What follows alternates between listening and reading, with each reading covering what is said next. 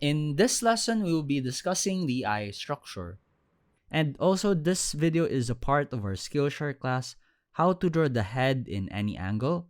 And if you're interested in taking that class, I will link it in the description below so you could check it out. Now, let's get to it.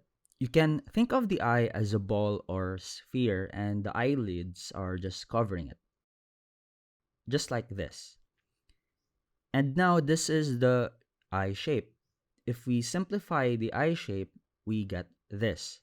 This is the basis of our eye structure. Remember the eye planes? The eye structure looks the same. The way the eye planes behave as we look up or down is the same with the eye structure. When we look up, take a look at the angle of the side. Because of this, we can see much of the upper plane, and the lower plane is foreshortened, and thus look thin to us. The eye structure behaves the same way. You can also just use the shape of your eye planes for your eye structure. When we look down, the angle of the sides is like this.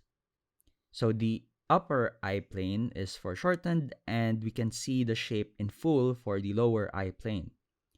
We can also use this for the eye structure. So this is the eye facing up, and this is the eyes facing down. So how about the iris, or the colored part of the eye? Let's just say that the iris would follow the overall angle of the eye, or overall angle of the face. So a 3/4 face that is looking straight front would look like this. A 3/4 look up would look like this, and a 3/4 look down would look like this. Notice the look up and look down. The shape of the iris would be a bit slanted to follow the right perspective. When we design the eyes later on, think of the structure of the eyes and how it works. You can think of it like there should be a hinge on the sides that would allow the eyes to close or open. And that hinge is on the eye line. And when we close our eyes, it's the upper eyelid going down to meet the lower eyelid. If you enjoyed this video and want to learn more, I teach a Skillshare class on how to draw the head in any angle. Skillshare is a platform where teachers can post their classes online. So if you sign up to Skillshare, not only you get access to my class, but also the classes taught by other amazing Skillshare teachers.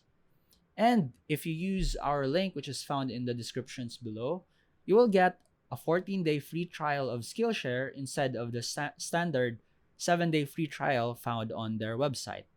So if you want to try Skillshare out, make sure to use our link so you get a 14-day free trial instead of 7. Thank you for watching this video, and I hope you learned something, and I hope to see you on the next video.